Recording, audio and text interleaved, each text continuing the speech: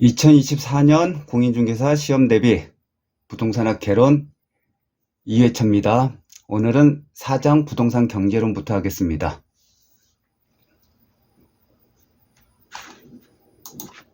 4장 부동산 경제론 01. 수요량은 소비자가 구입하고자 하는 최대 수량을 나타내는 것으로 사전적 개념이다. 부동산 경제론은 시험 문제에 빼놓지 않고 나와요. 이거는 이 지문들은 조금 잘 봐야 돼요. 뭐 대학교 때 경제학을 공부를 하셨으면 조금 수월할 텐데, 그거 아니면 그냥 수요량과 수요 곡선의 차이 같은 것들은 좀 많이 보셔가지고 확실히 인지를 하셔야 될 겁니다. 여기서 수요량이라고 하는 거는 뭐 잘 아시다시피 소비자, 수요자가 구입하고자 하는 최대 수량이다. 뭐 이 정도의 지문으로 나옵니다. 네. 02. 수요 곡선은 우하 향하는 모양을 나타낸다. 그쵸? 수요 곡선은 우하향하는 모양을 나타내고, 공급 곡선은 우상향하는 모양을 나타내겠죠? 03. 수요 곡선의 이동으로 수요량이 변하는 경우 이를 부동산 수요의 변화라고 한다. 여기서 중요한 거는 밑줄 쳐진 거를 좀 잘 보셔야 돼요. 수요 곡선의 이동입니다. 문제를 틀리게 하려고 그러면 수요량의 이동으로 이렇게 나오는 경우도 있어요. 그러니까 수요 곡선의 이동으로 수요량이 변하는 거는 부동산 수요의 변화라고 합니다.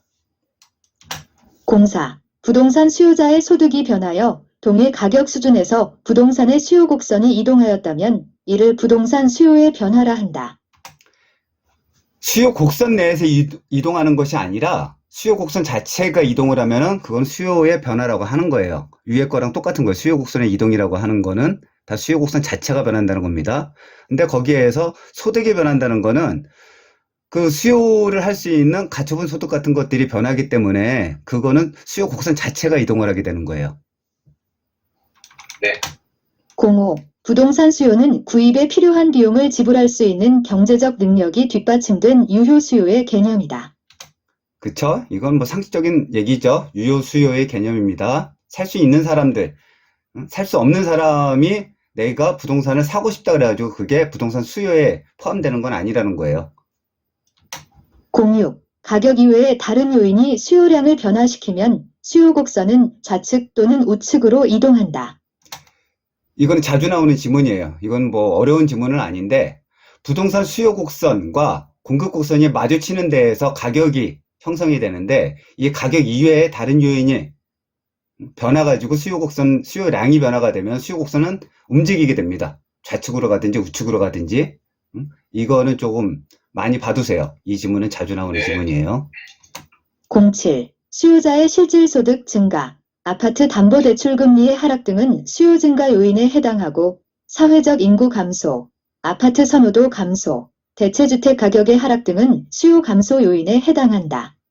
그쵸. 이거는 상식적으로 소득이 증가하고 대출금리가 하락하면은 집 사는 사람들이 많아지니까 수요 증가 요인이 되는 거고, 인구가 떨어지거나 아파트가 선호가 감소하거나 대출주택의 가격이 하락되면은, 특히 뭐 아파트 말고 빌라 뭐 이런 거겠죠. 그런 것들 가격이 하락하면은 아파트에 대한 수요의 감소 요인이 된다. 뭐 이런 얘기입니다. 08. 부동산 수요가 증가할 때 부동산 공급이 비탄력적일수록 시장 균형 가격이 더 크게 상승한다. 그렇죠. 이거는 잘 생각을 하셔야 돼요. 부동산 수요가 증가를 한다는 건 부동산 공급이 똑같이 부동산 수요와 같은 비율로 증가를 하면은 가격은 똑같겠죠.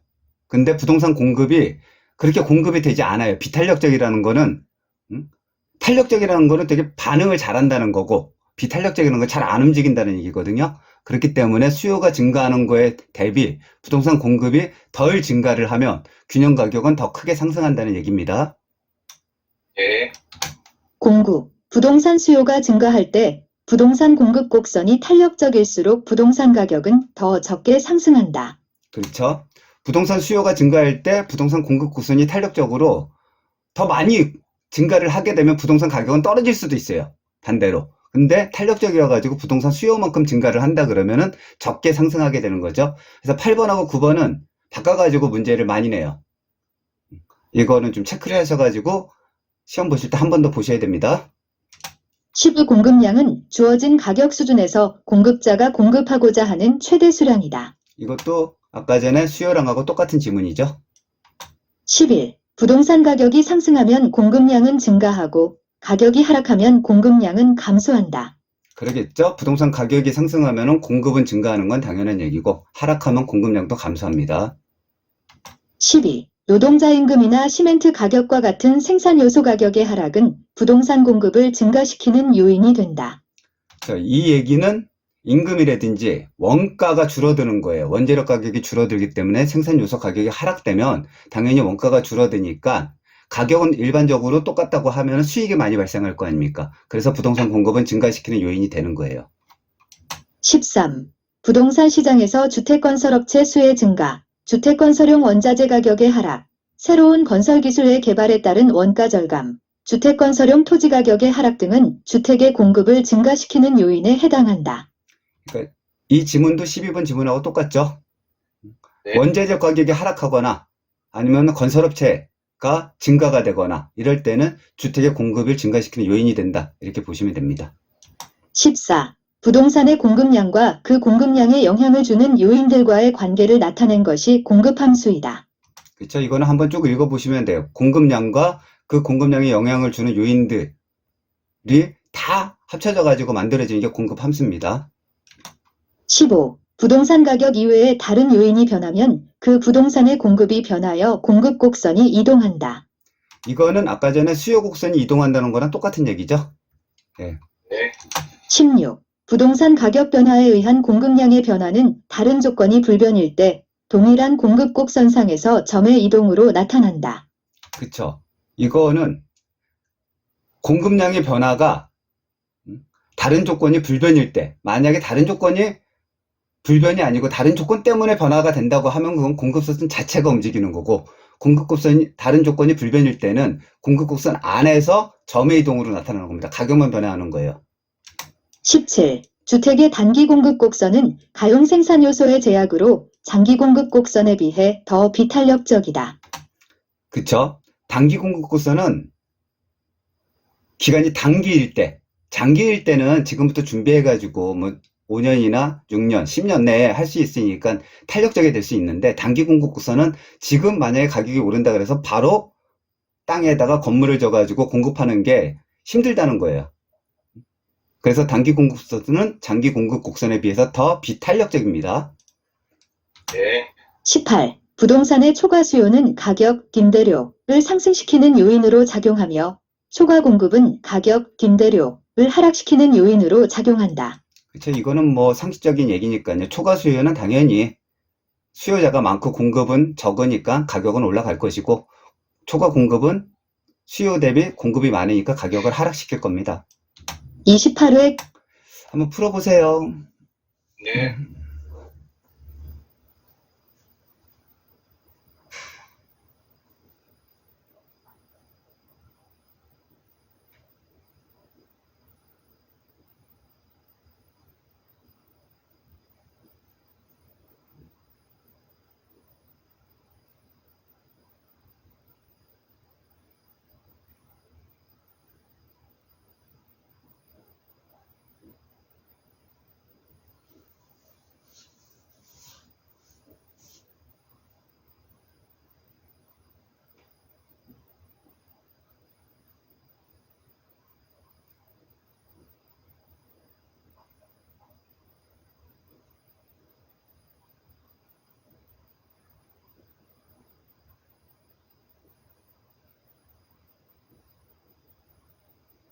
네. 기출문제. 부동산의 수요 및 공급에 관한 설명으로 틀린 것은? 다른 조건은 동일함. 정답. 1번. 1번. 수요 곡선이 변하지 않을 때 세금 부과에 의한 경제적 순손실은 공급이 비탄력적일수록 커진다. 해설. 수요 곡선이 변하지 않을 때 세금 부과에 의한 경제적 순손실, 사회적 후생손실은 공급이 비탄력적일수록 작아진다. 따라서 공급이 완전 비탄력적이면 경제적 순손실, 사회적 후생손실은 전혀 없게 된다. 참고로 경제적 순손실이란 자유시장 경제를 왜곡하는 요소가 없을 경우 충족할 수 있었던 후생의 감소분을 말한다. 세금 부과로 인한 소비자잉여 감소분과 생산자잉여 감소분의 합이 정부의 조세 수입보다 크기 때문에 경제적 순손실이 발생한다. 그쵸. 수요 곡선이 변하지 않았을 때, 이거는 이제 공급 곡선에 갔다는 얘기를 하는 건데, 세금 부과에 의해서 경제적 순손실이 비탄력적이면은 적어요. 탄력적이면 커지는 거예요. 즉, 세금 부과가 이뤄가지고 어쨌든 비용이 많이 발생을 하면 탄력적이라고 하면은 갑자기 공급이 확 줄어들 거예요. 근데 비탄력적이라고 하는 거는 공급이 줄어들지 않는다는 거거든요. 세금 부과에 의해 가지고 하는 게. 그래서 경제적 순손실이라고 하는 거는 세금 부과에 의해 가지고 소비자, 그러니까 즉 수요가 줄어드는 거와 생산자의 수익이 줄어드는 게 합이 정부의 조세 수입보다 크면은 경제적 순손실이 발생한다는 얘기예요. 그러니까 즉 탄력적이면은 갑자기 공급이 확 줄어드니까 세금을 부과해 가지고 세금 징수액이 작다는 얘기죠. 그러니까 그 탄력적일 때는 커질 수밖에 없고 비탄력적일 때는 세금 부과 여부와 상관없이 계속 그 공급량은 유지가 되는 거니까 적어지죠. 그렇게 보시면 됩니다. 2번. 부동산 수요가 증가하면 부동산 공급이 비탄력적일수록 시장 균형 가격이 더 크게 상승한다. 이런 질문들 잘 나오니까 계속 보셔야 돼요. 부동산 공급이 네. 비탄력적이라는 거는 움직이지 않는다는 거예요. 수요에 영향을 안 받는다는 거거든요. 그러니까 즉 공급이 늘어나지 않는 거예요. 그러니까 수요가 증가하는데 공급이 늘어나지 않으니까 균형 가격은 훨씬 더 크게 상승하겠죠. 3번. 용도 변경을 제한하는 법규가 강화될수록 공급은 이전에 비해 비탄력적이 된다. 4번. 수요와 공급이 모두 증가하는 경우 균형 가격의 상승 여부는 수요와 공급의 증가폭에 의해 결정되고 균형량은 증가한다. 5번. 부동산 수요 곡선상 수요량은 주어진 가격 수준에서 부동산 구매 의사와 구매 능력이 있는 수요자가 구매하고자 하는 수량이다. 예. 뭐 이해가 크게 어려운 게 없으니까 넘어가겠습니다. 네. 19. 부동산 수요의 가격 탄력성은 단기에서 장기로 갈수록 탄력적으로 변하게 된다. 그렇죠. 아까 전에 말씀드린 것처럼 단기가 장기보다 비탄력적이라는 얘기랑 똑같은 거예요. 20. 부동산 수요의 가격 탄력성은 대체재의 존재 유무에 따라 달라질 수 있는데 대체재가 많을수록 탄력성은 커진다. 그렇죠. 그러니까 즉 아파트 말고 뭐 빌라, 뭐 도시형 생활주택, 전원주택 이런 것들이 많으면 아파트 가격이 올라가면은 다른 데로 수요가 빠지니까 당연히 탄력성이 커지는 거예요. 대체재가 많을수록. 21. 부동산 수요의 가격 탄력성은 부동산을 지역별 용도별로 세분할 경우 달라질 수 있다. 그렇죠. 이거는 부동산의 기본적인 특성인 개별성, 부동성 때문에 지역별로 용도별로 세분할 경우 달라질 수 있습니다. 다 똑같지 않다는 거예요. 그러니까 즉 강남에 있는 아파트와 제주도에 있는 아파트의 탄력성은 틀리다는 거예요. 22. 부동산의 용도 전환이 용이하면 할수록 부동산 수요의 가격 탄력성이 커진다. 그렇죠. 용도 전환이 쉬우면 부동산 수요에 대한 가격 탄력성은 커질 수밖에 없습니다. 즉 용도 전환이 쉽다는 거는 공급이 바로바로 반응해가지고 움직일 수 있으니까 가격 탄력성은 커져요. 23. 어느 부동산과 밀접한 대체재가 시장에 출현한다면 그 부동산에 대한 수요의 탄력성은 이전보다 더 커진다. 그렇죠. 이거는 계속 설명한 겁니다. 대체재가 많아지면 탄력성은 커지는 거예요. 24. 수요의 가격 탄력성이 비탄력적이면 수요량의 변화율이 가격의 변화율보다 더 작다. 그렇죠. 이거는 탄력적이면은 수요량의 변화율이 가격의 변화보다 크겠죠. 훨씬. 비탄력적이면 안 움직인다는 겁니다. 그러니까 더 작아요. 25. 수요의 가격 탄력성이 1보다 큰 경우 임대료가 상승하면 임대업자의 임대료 총수입은 감소한다. 그렇죠. 1보다 크다는 거는 탄력적이라는 거예요. 탄력적이라고 하면 임대료가 올라가 버리면 공급이 줄어들어요. 공급이 줄어들니까 당연히 아니다. 수요. 그쵸. 공급이 줄어들고 수요가 감소를 하게 되는 거니까 임대료 총액은 감소하게 됩니다. 26. 수요의 가격 탄력성이 완전 탄력적인 경우에 공급이 증가하면 균형 임대료는 변화하지 않지만 균형 거래량은 증가한다. 그쵸? 이거는 완전 탄력적이라는 거는 공급에 맞춰가지고 똑같이 수요의 탄력성이 증가가 된다는 거예요. 그렇기 때문에 균형 임대료는 변화하지 않는데 거래량은 늘어나죠. 수요가 늘어났기 때문에. 27. 가격에 대한 수요의 탄력성이 공급의 탄력성보다 클 경우 균형에 충격이 가해지면 새로운 균형으로 수렴한다. 그쵸? 수요의 탄력성이 공급의 탄력성보다 크다 그러면 새로운 균형 가격으로 수렴하죠. 28. 공급 곡선이 수직선이면 공급의 가격 탄력성은 완전 비탄력적이다. 이거는 헷갈릴 수 있으니까 한 번 더 보세요. 수직이면은 완전 비탄력적인 거예요. 수직이면. 그러니까 수직에 가까울수록 점점 비탄력적이 된다는 얘기입니다. 29. 공급의 가격 탄력성이 탄력적이면 가격의 변화율보다 공급량의 변화율이 더 크다. 그쵸? 이거 똑같은 얘기입니다. 탄력적이기 때문에 가격 변화율보다 공급량의 변화율이 더 커요. 32. 공급의 가격 탄력성은 단기에 비해 장기에 더 탄력적이다. 그쵸? 이건 계속 31. 있으니까. 거미집이론은 수요 곡선의 탄력성과 공급 곡선의 탄력성에 따라 가격의 변동 모양이 달라지는데 수요 곡선의 기울기의 절대값보다 공급 곡선의 기울기가 크면 수요 곡선의 가격 탄력성이 공급의 가격 탄력성보다 크므로 수렴형이 된다. 이거는 한 번 더 읽어보세요. 이 문제, 이 지문 그대로 나와요. 그대로. 네. 근데 이거를 수요 곡선과 공급 곡선을 바꿔가지고 얘기하는 경우가 있으니까 이건 한번 쭉 보셔야 됩니다.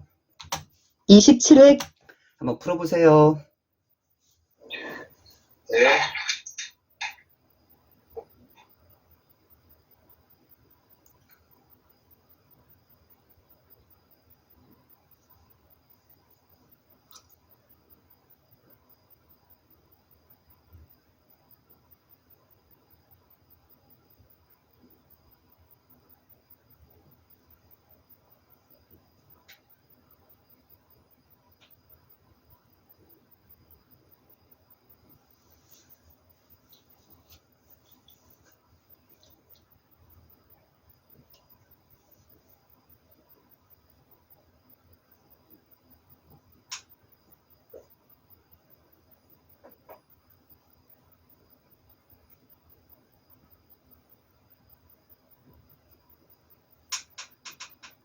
네, 풀어봤습니다.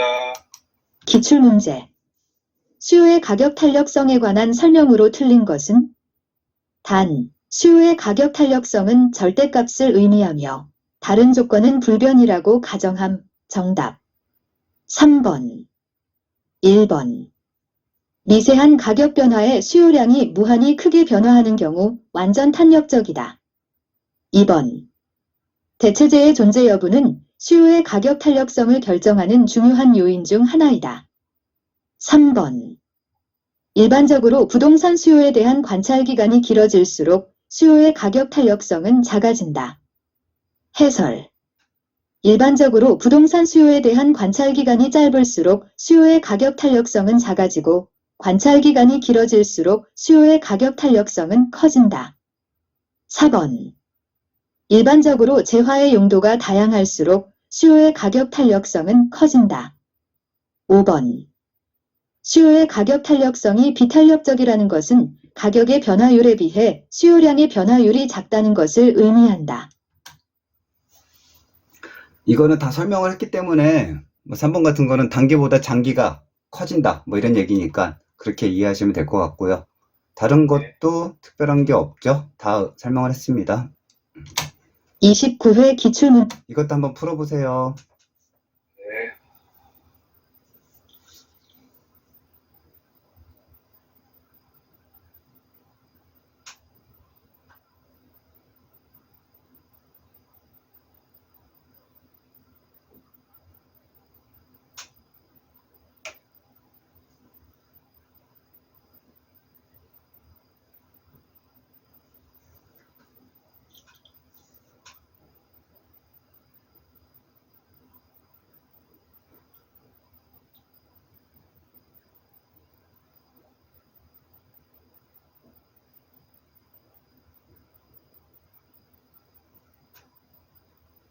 네. 문제. 부동산 매매 시장에서 수요와 공급의 가격 탄력성에 관한 설명으로 틀린 것은 단, X축은 수량, Y축은 가격, 수요의 가격 탄력성은 절대값을 의미하며 다른 조건은 동일함. 정답 1번. 수요의 가격 탄력성이 완전 탄력적이면 가격의 변화와는 상관없이 수요량이 고정된다. 해설. 수요의 가격 탄력성이 완전 탄력적이면 미세한 가격 변화에 수요량이 무한히 크게 변화하는 경우를 말한다. 가격의 변화와는 상관없이 수요량이 고정되는 경우는 수요의 가격 탄력성이 완전 비탄력적인 경우이다. 다시 한번 설명을 드릴게요. 가격 탄력성이라는 거는 가격이 조금 변했을 때 수요량이나 공급량이 어떻게 변하는 거냐에 따라서 가격 탄력성이 크다 작다 얘기할 수 있는 겁니다. 그래서 가격 탄력성이 크다고 얘기를 하면 가격이 조금 변했는데 수요량이 가격 변화보다 훨씬 많이 늘어나면은 그건 가격 탄력성이 있는 거예요. 근데 반대로 가격이 조금 변했는데 수요량이 고정돼 있다. 가격과 상관없이. 그건 완전 비탄력적이라는 얘기예요. 그러니까 그거를 기본으로 알고 있으면 다른 문제들은 대부분 다 풀 수 있어요. 2번. 공급의 가격 탄력성이 0이면 완전 비탄력적이다. 3번. 수요의 가격 탄력성이 비탄력적이면 가격의 변화율보다 수요량의 변화율이 더 작다. 4번. 수요 곡선이 수직선이면 수요의 가격 탄력성은 완전 비탄력적이다. 5번. 공급의 가격 탄력성이 탄력적이면 가격의 변화율보다 공급량의 변화율이 더 크다. 32. 수요는 증가하고 공급이 감소하는 경우 수요의 증가폭이 공급의 감소폭보다 작다면 균형 가격은 상승하고 균형량은 감소한다. 그쵸? 이거는 아시겠죠? 수요가 증가하고 공급이 감소하게 되면은 당연히 가격은 상승할 거고 균형량은 공급이 감소했기 때문에 균형량은 감소하겠죠. 33. 수요와 공급이 모두 증가하는 경우 균형 가격의 상승 여부는 수요와 공급의 증가폭에 의해 결정되고 균형량은 증가한다. 이것도 상식적인 얘기입니다. 어쨌든 수요, 공급 모두 다 증가하면 균형량은 증가하겠죠. 근데 수요의 증가보다 공급의 증가가 크다 그러면 가격은 떨어질 것이고 반대로 수요가 공급보다 크다 그러면 가격은 올라갈 것이니까 그 상승 여부는 수요와 공급의 증가폭에 의해서 결정된다는 얘기죠. 34. 균형 상태인 시장에서 건축권자재 가격이 하락하면 공급이 증가하여 균형 가격은 하락하고 균형 거래량은 증가한다. 이것도 기본적인 거니까 아시겠죠? 당연히 공급이 증가하면 네. 가격은 하락하고 거래량 증가합니다. 계속 반복적으로 얘기를 드리는 게 이 문제가 계속 나와요. 그러니까 계속 한 번이라도 더 보라고 제가 반복적으로 계속 설명을 해드리는 겁니다. 35. 균형 상태인 시장에서 공급의 감소가 수요의 감소보다 큰 경우 새로운 균형 가격은 상승하고 균형 거래량은 감소한다. 36. 균형 상태인 시장에서 수요의 증가가 공급의 증가보다 큰 경우 새로운 균형 가격은 상승하고 균형 거래량도 증가한다. 그쵸? 이거 다 이해가 되셨을 거라고 생각합니다. 29회 한번 풀어보세요. 네.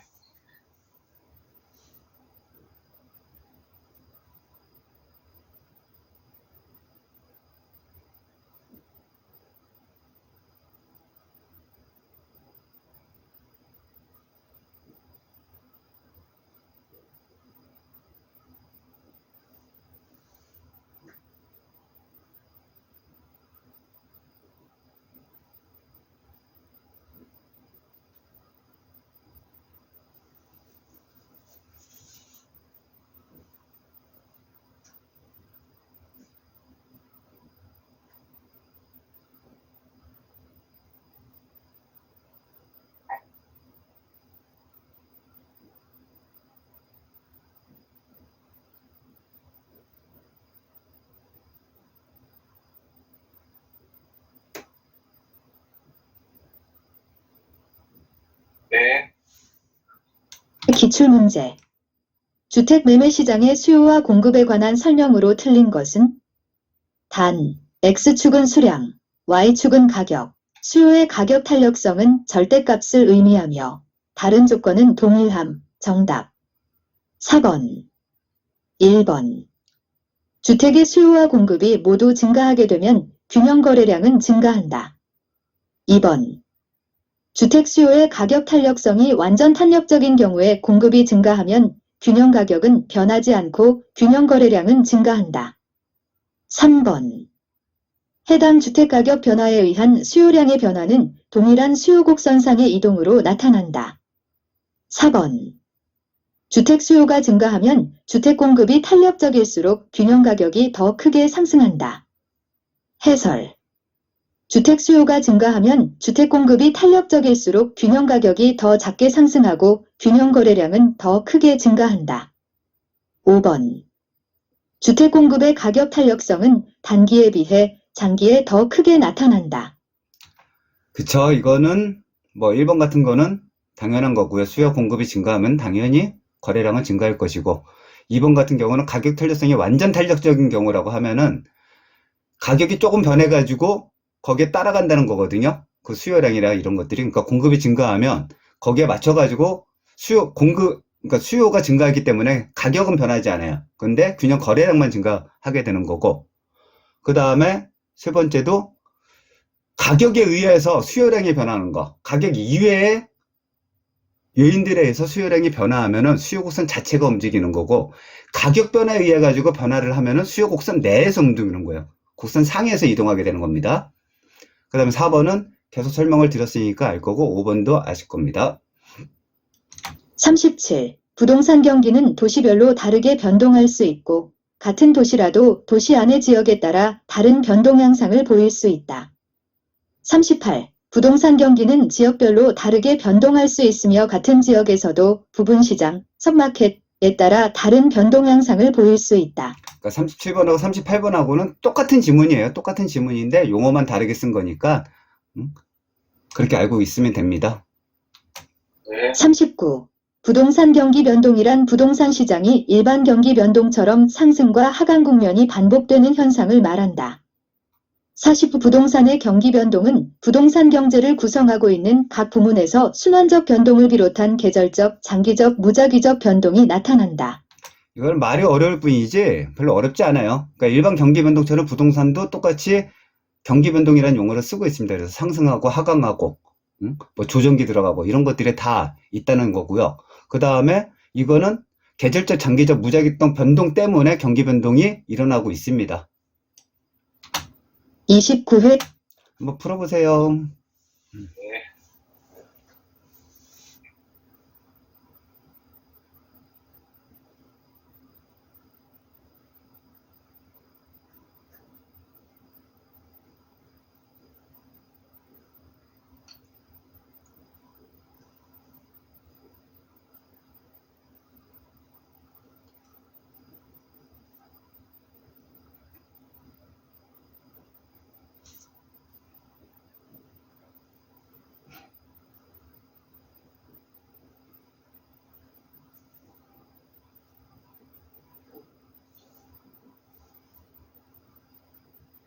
네.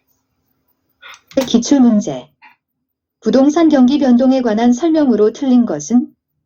정답 3번, 1번. 부동산 경기는 지역별로 다르게 변동할 수 있으며 같은 지역에서도 부분 시장, 섭마켓에 따라 다른 변동 양상을 보일 수 있다. 2번. 부동산 경기 변동은 건축 착공량, 거래량 등으로 확인할 수 있다. 3번. 부동산 경기와 일반 경기는 동일한 주기와 증폭으로 규칙적 반복적으로 순환한다. 해설. 부동산 경기는 일반 경기에 비해 주기의 순환 국면이 명백하지 않고 일정치 않으며 진폭은 더 크고 불규칙적 비반복적으로 순환한다. 4번. 부동산 경기가 상승 국면일 경우 직전에 거래된 거래 사례 가격은 현재 시점에서 새로운 거래 가격의 하한이 되는 경향이 있다. 5번. 업무용 부동산의 경우 부동산 경기의 하강 국면이 장기화되면 공실률이 증가하는 경향이 있다. 그쵸? 1번 같은 경우에는 설명했으니까 넘어가고요. 2번은 경기 문가, 즉 상승 국면일 때는 건축 착공량이나 이런 것들 거래량이 늘어나게 돼요. 그래서 이 건축 착공량이나 거래량으로 부동산 경기가 상승인지 하락인지 이런 거를 갖다가 확인할 수 있다는 얘기고요. 세 번째, 부동산 경기하고 일반 경기의 차이는 부동산 경기가 좋다 그래가지고 바로 공급이 늘어나지 않아요. 그리고 이게 일정 기간을 주기적으로 반복적으로 순환하지 않습니다. 그래서 그 차이가 있고요. 그 다음에 4번은 상승 국면일 때는 당연히 직전에 거래됐던 가격은 계속 오르고 있으니까 현재 시점에서 새로운 가격의 밑에 하한이 되는 경향이 있고요. 업무용 부동산일 경우 하강 국면에 들어가면 공시일질이 크겠죠, 당연히. 41. 회복시장과 상향시장에서는 매도자 주도시장이, 후퇴시장과 하향시장에서는 매수자 주도시장이 형성된다.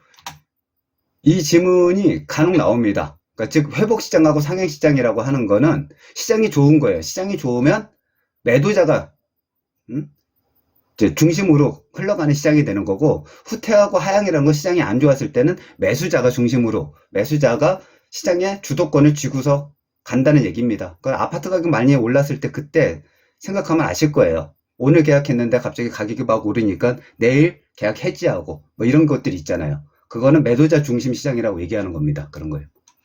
그 25회 기출문제 한번 풀어보세요. 네.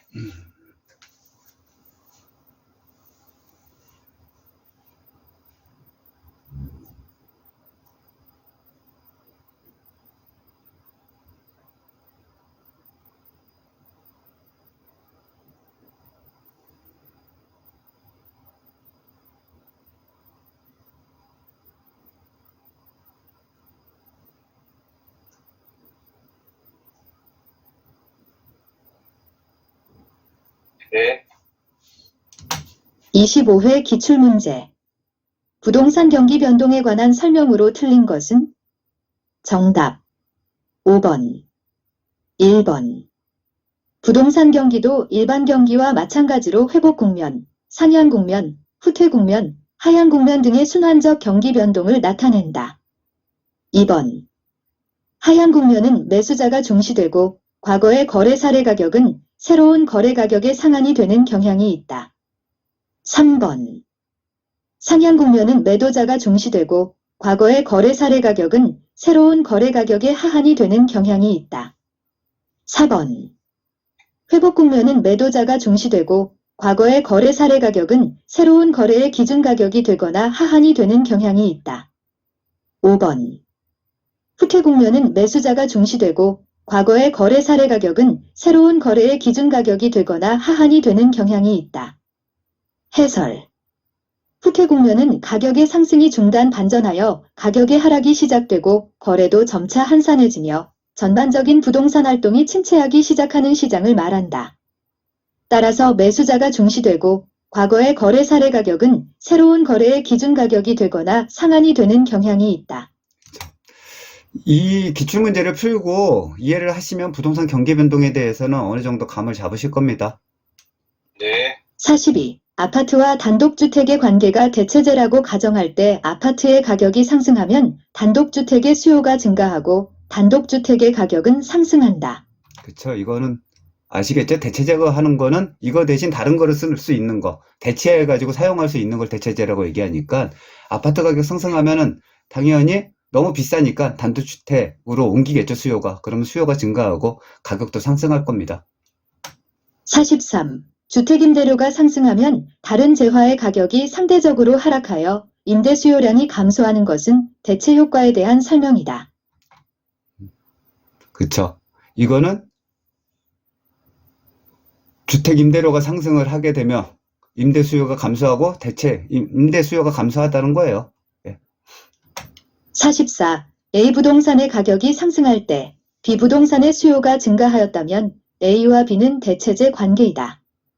그리고 A 부동산의 가격이 상승할 때 C 부동산의 수요는 감소하였다면 A와 C는 보완제 관계이다. 그쵸? 여기서 대체제와 보완제에 대한 얘기를 하고 있는 겁니다. 그러니까 즉 대체제라고 하는 거는 하나 올라가면은 다른 부동산도 가격이 올라갈 수 있는 거예요, 수요가. 그런데 같이 올라간다고 하는 건 그건 보완제라고 하는 겁니다. 5장. 부동산 시장론. 01. 부동산 시장은 지역의 경제적, 사회적, 행정적 변화에 따라 영향을 받으며 수용 공급도 그 지역 특성에 영향을 받는다. 02. 부동산 시장에서는 수요와 공급의 불균형으로 인해 단기적으로 가격 형성이 왜곡될 가능성이 있다. 그죠? 1번하고 2번 같은 거는 생각을 해보면은 뭐 이해가 되실 거예요. 수요와 공급이 불균형하면은 가격 형성이 왜곡될 수도 있죠. 당연히. 그리고 지역에 따라 가지고 시장은 세분화된다는 얘기들이 나오는 겁니다, 이제. 03. 부동산 시장의 분화 현상은 경우에 따라 부분 시장, 선마켓, 별로 시장의 불균형을 초래하기도 한다. 04. 주택의 수요, 디맨드와 주택 소요, 니즈의 개념은 서로 다르다. 그쵸. 부동산 수요는 실질적으로 수요를 할 수 있는 능력이 갖고 있는 사람들을 수요라고 얘기하는 거고, 소요라고 하는 거는 내가 갖고 싶다고 마음적으로 심적으로 갖고 있는 그런 생각이기 때문에 개념은 서로 다릅니다. 05. 완전히 동질적인 아파트라 하더라도 아파트가 입지한 시장 지역이 다르면 서로 다른 가격이 형성될 수 있다. 뭐 이거는 당연한 얘기죠. 뭐 예를 들어서 삼성 레미안이 서울에 있는 레미안과 예를 들어서 지방에 있는 레미안이 가격이 틀리잖아요. 근데 거기에 들어가 있는 원재료나 이런 것들 평형이 똑같고 설계가 다 똑같다고 해도 가격은 다르게 형성될 수 있다 이겁니다. 06. 주택시장에서 불량주택과 같은 저가주택이 생산되는 것은 시장의 실패에 기인하는 것이 아니라 효율적인 자원 배분의 결과이다.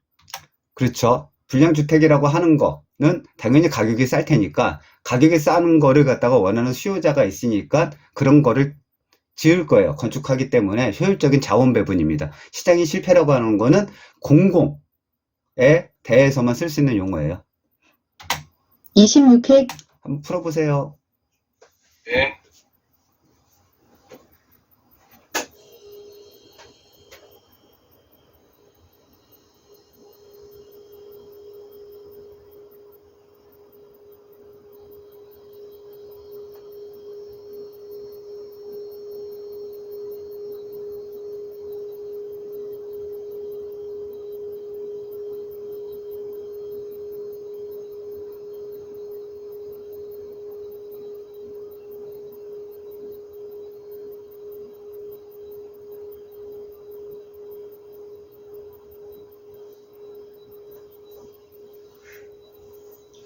네. 기출문제. 부동산 시장에 관한 설명으로 틀린 것은? 정답 3번, 1번. 부동산 시장에서는 어떤 특정한 지역에 국한되는 시장의 지역성 혹은 지역시장성이 존재한다. 2번. 부동산 시장에서는 정보의 비대칭성으로 인해 부동산 가격의 왜곡 현상이 나타나기도 한다. 3번. 할당 효율적 시장에서는 부동산 거래의 은밀성으로 인해 부동산 가격의 과소평가 또는 과대평가 등 왜곡 가능성이 높아진다. 해설. 할당 효율적 시장은 정보 가치와 정보 비용이 같은 시장이므로 본질적으로 제품의 동질성과 상호 간의 대체성이 있는 시장이다. 따라서 부동산 가격의 과소평가 또는 과대평가 등의 왜곡 가능성이 적어진다. 여기서 할당 효율적 시장이라는 거 용어는 잘 보셔야 돼요. 이거 많이 나오는 용어거든요. 그러니까 즉 할당 효율적이라는 거는 부동산에 대한 정보가 바로 가격으로 반영이 되면 할당 효율적 시장이라 그래요. 그러니까 즉 여기서 얘기한 정보 가치가 바로 정보 비용, 즉 가격으로 바로 반영이 돼 가지고 한 게 할당 효율적 시장입니다. 그렇기 때문에 뭐 거래의 은밀성으로 인해서 부동산 가격의 과소평가 또는 과대평가 이런 것들이 없어요. 그냥 바로 가격으로 형성됐기 때문에요. 그러니까 3번이 틀린 겁니다. 4번. 부동산 거래 비용의 증가는 부동산 수요자와 공급자의 시장 진출입에 제약을 줄 수 있어 불완전 경쟁 시장의 요인이 될 수 있다. 5번. 개별성의 특성은 부동산 상품의 표준화를 어렵게 할 뿐만 아니라 부동산 시장을 복잡하고 다양하게 한다. 한번 보시고서 이해를 해보시면은 이런 비슷한 문제 나오면 풀 수 있을 겁니다. 07. 중간성 효율적 시장은 과거의 추세적 정보뿐만 아니라 현재 새로 공표되는 정보가 지체 없이 시장 가치에 반영되므로 공식적으로 이용 가능한 정보를 기초로 기본적 분석을 하여 투자해도 초과 이윤을 얻을 수 없다. 08. 강성 효율적 시장은 공표된 정보는 물론이고 아직 공표되지 않은 정보까지도 시장 가치에 반영되어 있는 시장이므로 이를 통해 초과 이윤을 얻을 수 없다. 그렇죠. 여기서는 강성, 중강성에 대한 얘기를 하는 겁니다. 즉 정보가 현재까지 공시되어 있는, 나타나 있는 정보로 인해 가지고 초과 이윤을 얻을 수 없으면은 중강성이 되는 거고요. 공포되지 않은 정보까지도 다 모두 가격에 반영이 돼 있었으면 그건 강성효율적 시장이라고 얘기하는 거예요. 이거는 구분해서 좀 아셔야 됩니다. 강성이 제일 센 거니까 공포되든 공포되지 않은 모든 것들은 다 시장에 반영이 돼 있다. 이렇게 생각하는 게 강성. 공포돼 있는 것만 시장에 반영이 돼 있다. 그러면 그건 중강성입니다. 공구. 독점 시장도 독점을 획득하기 위하여 지불하는 기회비용이 모든 투자자에게 동일하다면 할당 효율적 시장이 될 수 있다. 12. 불완전 경쟁 시장에서도 할당 효율적 시장이 이루어질 수 있다. 그렇죠. 정보에 대한 얘기니까 불안정 경쟁 시장이라고 하더라도 정보가 시장 가치에 반영이 돼 있다고 하면은 할당 효율적 시장이 될 수 있는 거죠. 11. 부동산 거래 비용의 증가는 부동산 수요자와 공급자의 시장 진출입에 제약을 줄 수 있어 불완전 경쟁 시장의 요인이 될 수 있다. 29회 한번 풀어보세요. 네.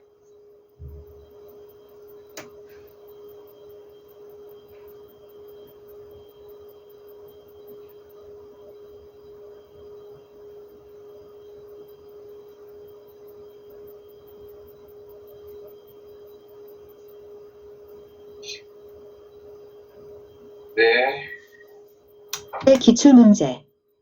부동산 시장에 관한 설명으로 틀린 것은?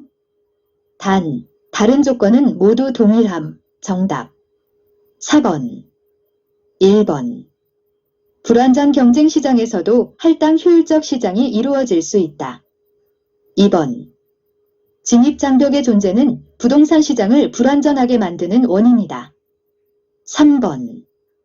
부동산 시장의 분화 현상은 경우에 따라 부분 시장, 선마켓, 별로 시장의 불균형을 초래하기도 한다. 4번. 강성 효율적 시장에서도 정보를 이용하여 초과 이윤을 얻을 수 있다. 해설. 강성 효율적 시장에서는 공표된 정보나 공표되지 않은 어떠한 정보가 이미 시장 가치에 반영되고 있으므로 투자자가 투자 분석을 잘할지라도 초과 이윤을 얻을 수 없다. 5번. 부동산의 가해지는 다양한 공적 제한은 부동산 시장의 기능을 왜곡할 수 있다. 그렇죠? 어렵지 않죠? 이거 아까 전에 다 설명해 보기 때문에 이거는 쉬운 겁니다. 그러니까 즉 여기서 아셔야 될 거는 할당 효율적 시장이 대체 뭔지, 그 할당 효율적 시장에서 중강성 효율적 시장과 강성 효율적 시장의 개념이 뭔지 이것만 알고 계시면 다 풀 수 있어요.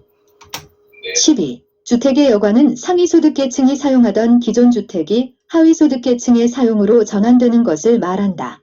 그렇죠. 이거는 상위에서 쓰던 것들이 하위로 넘어와가지고 하위 계층이 쓰게 되는 거를 주택의 여과라고 얘기하는 겁니다. 13. 저소득층 주거지역에서 주택의 보수를 통한 가치상승분이 보수비용보다 크다면 상향여과가 발생할 수 있다. 그렇죠. 주택을 보수를 해가지고 들어간 돈보다 집값이 더 많이 올라갔어요. 그래서 고소득층이 들어와서 살아요. 그런 거는 상향여과라고 얘기하는 겁니다. 14. 고소득층 주거지역으로 저소득층이 들어오게 되어 하향여과 과정이 계속되면 고소득층 주거지역은 점차 저소득층 주거지역으로 바뀔 것이다. 15. 주거분리는 도시 전체뿐만 아니라 지리적으로 인접한 근린지역에서도 발생할 수 있다. 16. 주거분리란 고소득층의 주거지역과 저소득층의 주거지역이 분리되는 현상을 말한다. 그 지문이 그렇게 크게 어렵지 않으니까 넘어가겠습니다. 한번 보시면은 이해하실 거예요. 30회 한번 풀어보세요.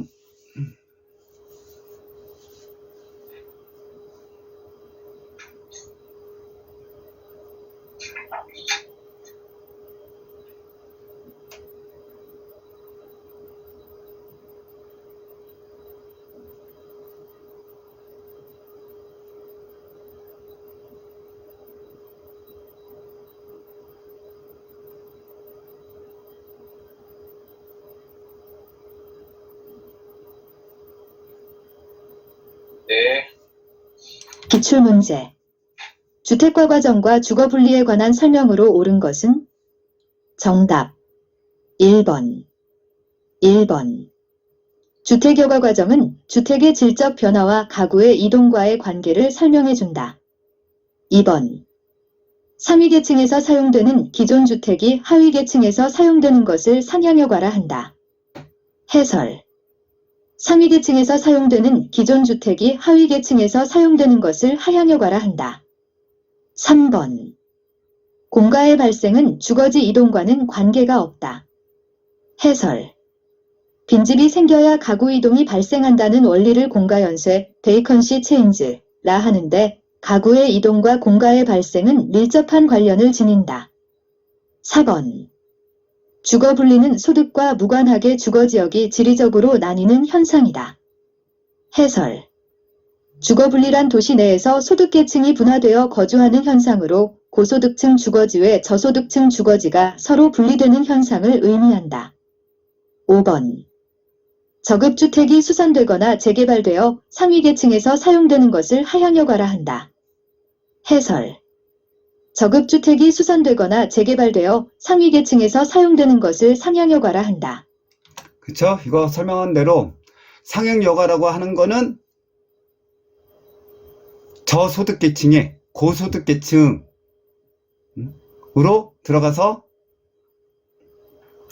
사는 거는 하향여가고 반대의 경우는 상향여가라는 거예요. 그러니까 즉 낡은 집이 점점 좋아져 가지고 고소득층이 들어와 가지고 그 지역이 발전하면은 상향이라고 보시면 되는 거고, 떨어진다 라고 보면은 그건 하향여가라고 보는 거예요. 그냥 그것만 알고 있으면은 여기에는 다 풀 수 있어요. 17. 준지대란 생산을 위하여 사람이 만든 기계나 기구들로부터 얻는 소득을 말하며 토지에 대한 개량 공사로 인해 추가적으로 발생하는 일시적인 소득도 준지대에 해당한다. 여기서부터는 외우셔야 될 것들이 많아요. 사람 이름하고 네. 이론하고 이론의 내용하고 다 이렇게 매치시켜 가지고 아셔야 돼요. 준지대라고 하는 거는 뭐 기계나 기구 같은 비용을 더 추가를 해 가지고 생산량을 더 늘려 가지고 추가적으로 얻는 소득을 얘기하는 겁니다. 그러니까 즉 개량 공사도 비용이 들어가는 거니까 그런 것들도 일시적 소득도 다 준지대에 해당이 됩니다. 18. 리카도는 지대 발생의 원인을 비옥한 토지의 희소성과 수합체감 현상으로 설명하고 토지의 질적 차이에서 발생하는 임대료의 차이로 보았다. 리카르도의 차액지대설이에요. 리카도는 토지의 희소성, 그 다음에 수확체감 현상, 그러니까 즉 뭐냐면은 그 토질에 의해 가지고 생산량이 얼마나 달라지느냐에 따라서 임대료가 변한다는 얘기를 하고 있는 겁니다. 그래서 차액지대설이라고 얘기하는 거예요. 토지 비옥도가 지대를 결정한다 이 얘기입니다. 19. 차액지대설에서는 토지 비옥도가 지대를 결정하게 되며 수합체감의 법칙을 전제하고 생산물의 가격과 생산비가 일치하는 한계지에서는 지대가 발생하지 않는다. 그쵸? 비용하고 가격이 똑같으면은 뭐 수익이 발생하지 않으니까. 그쵸? 즉 토지 비옥도가 좋은 거는 생산량이 많으니까 임대료가 높을 거고, 비옥도가 떨어지면 임대료가 떨어질 거예요. 왜? 생산량이 떨어지니까. 그런데 가격과 생산비가 똑같다 그러면 수익이 발생하지 않으니까 지대가 발생하지 않는다는 얘기예요. 20기 찰지대설에 따르면 토지 이용은 최고의 지대지불의사가 있는 용도에 할당된다. 예. 21. 위치지대설에 따르면 다른 조건이 동일한 경우 지대는 중심지에서 거리가 멀어질수록 하락한다. 그러니까 위치에 따라 가지고 지대는 바뀐다는 겁니다. 지대라고 하는 거는 임대료예요, 임대료. 토지 임대료. 22. 절대지대설에 따르면 토지 소유자는 한계지에 대해서도 토지 소유자의 요구로 지대가 발생한다. 그쵸. 절대지대설이라고 하는 거는 이제 마르크스가 얘기한 건데, 이거는 그 토지의 소유자와 그 다음에 농노라고 할 수 있는 게 절대적으로 딱 구분이 되어 있기 때문에 땅이 아무리 안 좋아도 토지 소유자가 요구하면 지대가 발생할 수 있다는 거예요. 그러니까 즉 토지 소유 자체가 지대 발생 요인이라는 겁니다. 이거는요. 23. 절대지대설에 따르면 토지의 소유 자체가 지대의 발생 요인이다. 24. 신고전압하는 지대가 잉여가 아니라 생산요소에 대한 대가이므로 지대를 생산물 가격에 영향을 주는 요소 비용으로 파악하였다.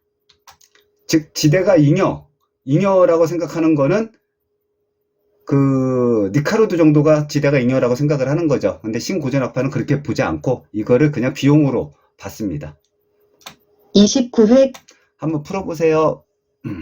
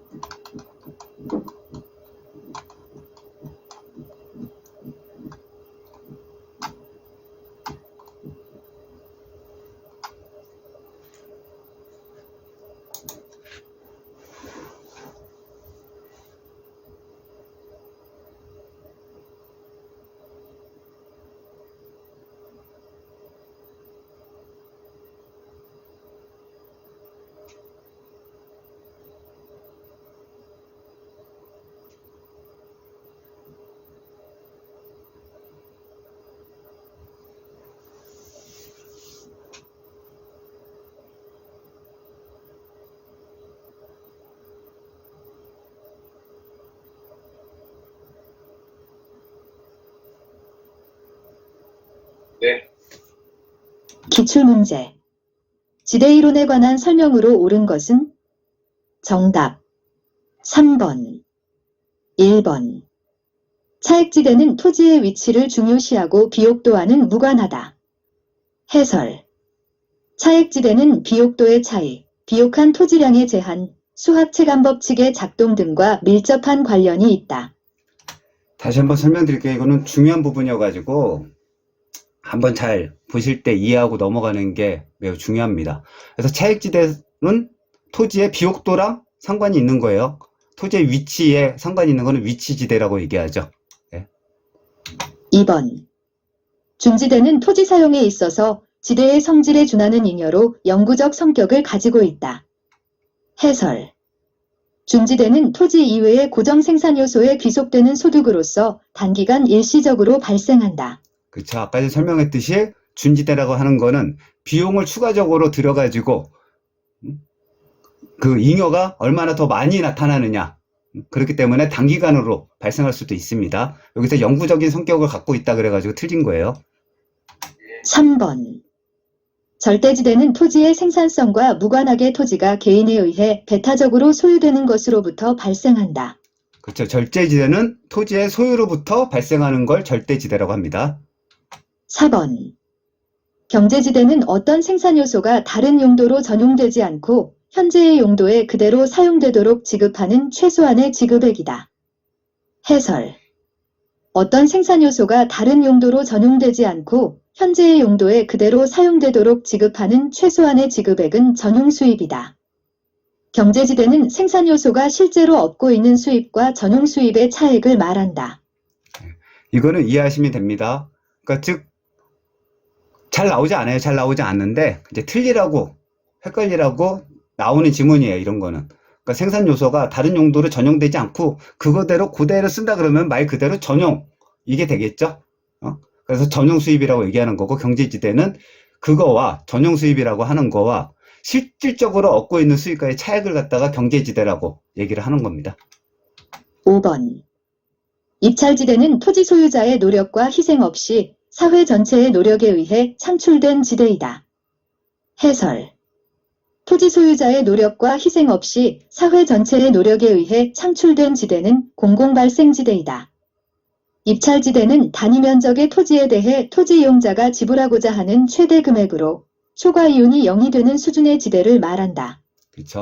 입찰지대라는 거는 그 뭐 경매 같은 거라고 보면 되는 거예요. 입찰을 갖다가 들어가 가지고 가격을 갖다가 지불을 하는데 가장 내가 수익이 빵 될 때까지 올릴 수 있잖아요. 가격을, 지대를. 그래서 초과 이윤이 0이 되는 수준까지의 지대를 얘기하는 겁니다. 그리고 희생 없이 자연적으로 만들어지는 거, 노력 없이 만들어질 수 있는 건 공공발생지대라고 얘기합니다. 25. 레일리의 소매인력 법칙에 따르면 두 개 도시의 상거래 흡인력은 두 도시의 인구에 비례하고 두 도시의 분기점으로부터 거리의 제곱에 반비례한다. 레일리는 소매인력 법칙입니다. 이거 알고 계셔야 되고요. 이거가 뭐냐 하면은 백화점을 갖다가 두 도시 사이에다가 만들었어요. 그랬을 때 그 백화점의 흡입력이라고 하는 거는 인구에 따라 가지고 비례하고 거리에 따라 가지고 반비례한다는 거예요. 그게 레일리의 소매인력 법칙입니다. 26. 재화의 도달 범위란 중심지 기능이 미치는 최대의 공간 범위이며 공간적 한계의 거리를 의미하고 재화의 판매량이 0 또는 수요가 0이 되는 범위이다. 그렇죠. 그러니까 즉 재화의 도달 범위라는 거는 백화점에서 팔 수 있는 데가 어디까지 사람들이 와가지고 그 물건을 사겠냐라는 거예요. 그러니까 재화의 판매량까지 될 수 있는 최대의 공간 범위입니다. 27. 버제스의 동심원 이론에 따르면 중심 업무지구와 저소득층 주거지대 사이에 점유지대가 위치한다. 그렇죠. 버제스는 동심원 이론입니다. 버제스 동심원 이론 아셔야 되고, 이거는 뭐냐면 메인 핵이 되는 지역이 있고 중심 상업지구예요. 그게. 그래서 그걸 동그라미를 계속 쳐가지고 밖으로 퍼져나가는 거거든요. 그래서 그 사이에 중심 업무 지대와 저소득층, 좀 못 사는 사람들의 주거지대 사이에는 점유지대가 존재한다는 거예요. 28. 버제스의 동심원 이론은 퀴넨의 고립국 이론을 도시 내부 구조 이론에 응용한 것이다. 이거는 퀴넨의 고립국 이론을 응용했다, 이렇게 알고 있으면 됩니다. 29. 버제스의 동심원 이론에서 통근자지대는 가장 외곽에 위치한다. 그쵸. 즉, 통근자라고 얘기하는 거는 대부분 저소득층. 그 사람들을 얘기하는 거니까 가장 외곽에 위치합니다. 30. 웨버의 최소 비용 이론은 다른 생산 조건이 동일하다면 수송비는 원료와 제품의 무게, 원료와 제품이 수송되는 거리에 의해 결정된다. 그쵸. 즉, 베버는 최소 비용 이론입니다. 이거는 공장 같은 거에 많이 적용이 돼요. 그래서 예를 들어 가지고 화물비가 많이 들어요. 무거워서 화물비가 많이 들어오는 거는 즉 메인 중심지하고 가까워서 거기에 입점 위치를 이제 잡아야 된다는 얘기고, 그 예를 들어 가지고 비용이 적게 들어가요. 그런 것들은 좀 떨어져도 된다는 얘기예요. 그러니까 최소 비용 이론이라는 건 그런 겁니다. 그래서 제품의 무게, 원료, 제품이 수송되는 거리에 따라 가지고 결정이 된다는 거예요. 위치는요. 31. 베버의 최소 비용 지점은 최소 운송비 지점, 최소 노동비 지점, 직접 이익이 발생하는 구역을 종합적으로 고려해서 결정한다. 32. 베버의 최소 비용 이론에서 원료지수, 머티리얼 인덱스가 1보다 큰 공장은 원료 지향적 입지를 선호하고, 제품 중량이 국지 원료 중량보다 큰 제품을 생산하는 공장은 시장 지향적 입지를 선호한다. 그렇죠. 이거는 설명이 뭐냐면 원료가 그게 되게 중요한 거예요. 그 지역밖에 없어요. 그럼 그 지역에다가 공장을 설치를 해야 된다는 거죠. 예를 들어 가지고 시멘트 공장 같은 거예요. 시멘트 공장 같은 거는 시멘트 나는 데에다가 많이 설치를 하거든요. 그리고 제품 중량이, 즉 중량이 무거워 가지고 운송비가 많이 든다고 하면은 그거는 시장에 가까운 데 설치를 해야 된다는 거예요. 그런 얘기입니다. 33. 보편 원료를 많이 사용하는 공장과 중량 증가 산업은 시장 지향형 입지를 선호한다. 34. 수송비의 비중이 적고 기술 연관성이 높으며 계열화된 산업의 경우 직접 지역에 입지함으로써 효과를 얻을 수 있다. 그렇죠. 이거는 직접 지역이라고 얘기하는 거는 뭐 예를 들어 가지고 화성의 반도체 뭐 이런 것들이죠. 그런 게 직접 지역이라고 얘기하거든요. 그러니까 즉 메인 공장 옆에다가 서브 공장들을 갖다가 하면은 그 사람들은 수송비에 대한 비중이 적을 거고, 기술 연관성이 높고 계열화된 산업이라고 보기 때문에 그런데 직접 지역에 입지를 해야지 효과를 얻을 수 있다. 이런 얘기입니다. 35. 해리스와 울만의 다 핵심 이론에 의하면 도시는 하나의 중심이 아니라 여러 개의 전문화된 중심으로 이루어진다. 그렇죠. 해리스, 울만 다 핵심 이론입니다. 핵심이 여러 개 있다 이거예요. 이거는 아셔야 됩니다. 36. 허프의 상권 분석 모형에 따르면 소비자가 특정 점포를 이용할 확률은 경쟁 점포의 수, 점포와의 거리, 점포의 면적에 의해 결정된다. 허프는 상권 분석 모형입니다. 허프 상권 분석 모형. 그 다음에 나머지 거는 뭐 상권을 분석하는데 어떤 점포가 들어갈 것이냐에 대한 거는 주변에 비슷한 상가가 몇 개가 있는지, 그 다음에 인구하고 점포와 거리가 얼마나 되는지, 아니면 점포가 얼마나 넓어가지고 흡입력을 갖고 있는지, 이런 것에 대해서 결정된다는 거예요. 여기서 중요한 건 허프의 상권 분석 모형입니다. 37. 집재성 점포는 동일 업종의 점포가 서로 한 곳에 모여서 입지하여야 하는 유형의 점포이다. 뭐 집재성 점포라고 하는 거는 흔히 무슨 거리 그러잖아요. 그런 것들을 집재성이라 그러는 거예요. 38. 헤이그의 마찰 비용 이론에 따르면 마찰 비용은 교통비와 지대로 구성된다. 헤이그 마찰 비용입니다. 헤이그 마찰 비용 이론. 마찰 비용은 교통비와 지대로 구성됩니다. 39. 호이트의 선형 이론에 따르면 도시공간 구조의 성장과 분화는 주요 교통축을 따라 부채꼴 모양으로 확대되면서 나타난다. 여기서 중요한 건 호이트는 선형 이론.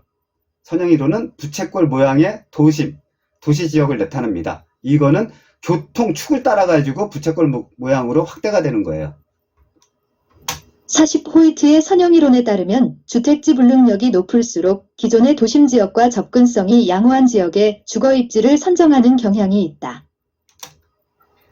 틀리라고 문제를 내는 거는 호이트의 선형 이론이 아니라 베버의 동심원 이론에 따르면 주택 지불 능력이 높을수록 뭐 이런 식으로 문제를 내요.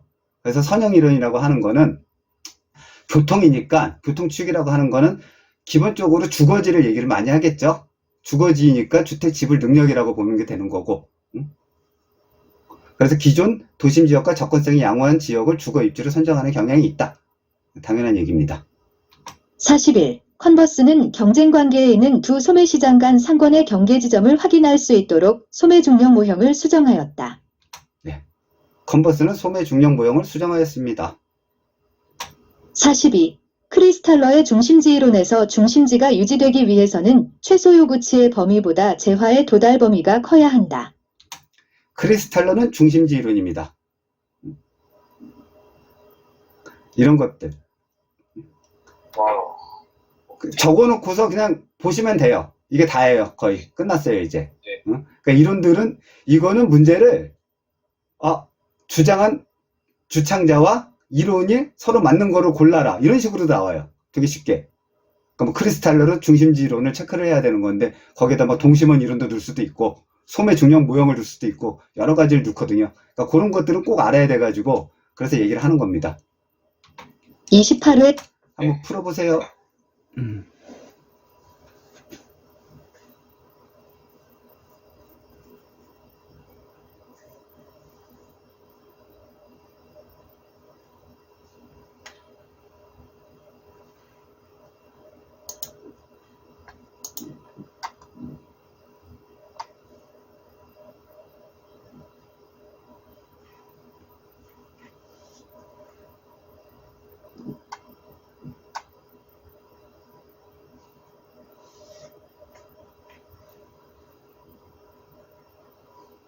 네. 기출문제. 도시공간구조 이론에 관한 설명으로 옳은 것은? 정답 5번 1번. 도시공간구조의 변화를 야기하는 요인은 교통의 발달이지 소득의 증가와는 관계가 없다. 해설. 도시공간구조의 변화를 야기하는 요인은 교통의 발달뿐만 아니라 소득의 증가와도 관계가 있다. 2번. 버제스는 도시의 성장과 분화가 주요 교통망에 따라 확대되면서 나타난다고 보았다. 그 나중에 문제를 푸실 때 진짜 처음 들어봐서 모르겠다. 네. 찍어야 되는 상황이 발생할 수도 있잖아요. 그럴 때는 네. 1번 같은 것들로 틀리게 하는 경우가 많아요. 즉 뭐뭐에 뭐뭐를 하는 거는 뭐뭐이지 뭐뭐와는 관계가 없다. 이러면 그거는 틀릴 확률이 되게 많아요. 그러니까 교통의 발달이지 소득의 증가와는 관계가 없다. 둘 다가 다 해당이 되니까 뭐는 해당이 되고 뭐는 해당이 안 된다. 이런 식으로 문제가 나올 수 있거든요. 그건 틀린 지문이라고 보시면 되는 거예요. 쉽게. 네. 해설. 도시의 성장과 분화가 주요 교통망에 따라 확대되면서 나타난다고 본 학자는 호이트이다. 그 버제스는 동심원 이론입니다. 아까 전에 문제 중에 그 지문 중에 도시의 성장과 분화가 교통망에 따라서 확대가 된다고 하는 거는 호이트의 선형 이론이죠. 그쵸? 네. 네. 3번. 호이트는 도시의 공간구조 형성을 침입, 경쟁, 천위 등의 과정으로 나타난다고 보았다. 해설. 도시의 공간구조 형성을 침입, 경쟁, 천위 등의 과정으로 나타난다고 본 학자는 버제스이다. 그쵸. 버제스의 동심원 이론에 대해서 얘기하는 겁니다. 이거는요. 동심원 이론은 침입, 경쟁, 천위. 이 단어가 붙어요. 그러니까 그거는 좀 알고 계셔야 돼요. 4번. 동심원 이론에 의하면 점이지대는 고급 주택지구보다 도심으로부터 원거리에 위치한다. 해설. 동심원 이론에 의하면 점이지대는 고급 주택지구보다 도심으로부터 가까운 거리에 위치한다. 네. 그 즉 점이지대라고 하는 거는 주택지대와 중심지와 사이에 있는 그런 땅들이거든요. 그걸 점이지대라고 표현합니다. 근데 고급 주택지구라고 얘기하는 거는 도심에서 좀 먼 곳에 있어요. 점이지대보다. 그러니까 즉 돈 많은 사람들이 전원주택 같은 거 사는 거, 타운하우스, 그 타운하우스가 맞겠네요, 여기에는. 타운하우스 같은 데에서 많이 살고 있기 때문에 고급주택 지구는 도심지에서 살짝 떨어져 있는데, 점이지대는 고급주택 지구보다 더 중심지에 가깝다, 이 얘기입니다. 5번. 다핵심 이론의 핵심 요소에는 공업, 소매, 고급 주택 등이 있으며 도시 성장에 맞춰 핵심의 수가 증가하고 특화될 수 있다. 그쵸? 이거 다핵심 이론은 핵심이 여러 개 있다. 도시가. 한 군데가 아니라. 이런 얘기예요. 6장. 오늘은 5장까지만 하고요. 네. 한번 다음에 과외 시작하기 전에 이론, 네. 학자와 이론 정도만 한번 다시 보고 오시면 될 것 같습니다. 알겠습니다. 예, 수고하셨습니다. 네, 수고하셨습니다.